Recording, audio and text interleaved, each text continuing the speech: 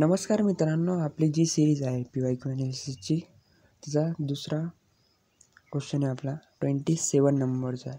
माझा जो group set C आहे हे लक्षात येईल. आता आपण क्वेश्चन एकदा रीड करून घेऊ. क्वेश्चन रीड करताना एकदम काळजीपूर्वक रीड करायचं आहे.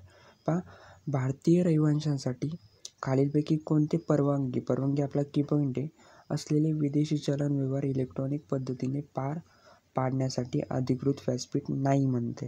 हे लक्षात घ्या, नाही म्हणते हां. आता एक मान्यताप्राप्त स्टॉक एक्सचेंज, त्याला मान्यता आहे म्हणून हे तर नसणारच, हे तर नसणारच. आपल्याला नाही, व्यासपीठ नाही पाहिजे म्हणून हे बरोबर आहे, म्हणजे हे आहे, हे व्यासपीठ आहे हां. भारतीय रिझर्व्ह बँक RBI द्वारे अधिकृत व्यासपीठ, RBI म्हटलं तर हे पण आहे बरोबर, याला पण परवानगी आहे. ओके, परमिशन पाहिजे. आणि तिसरं पहा, फॉरेक्स ट्रेडिंग सेवा देणारे कोणते ऑनलाईन व्यासपीठ, हे नाही आहे.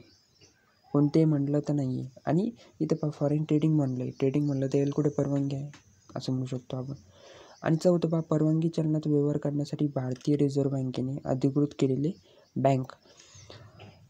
आता इथं RBIला भारतीय रिझर्व्ह बँक याला तर ऑब्व्हियसली परवानगी असणार, कारण की ती आपली मध्यवर्ती बँक आहे. ओके, मग आन्सर नंबर आपलं 3 आहे. ओके, मग असे काही क्वेश्चन तुम्हाला मित्रांनो म्हणजे लीड देऊन जातात. थँक्यू.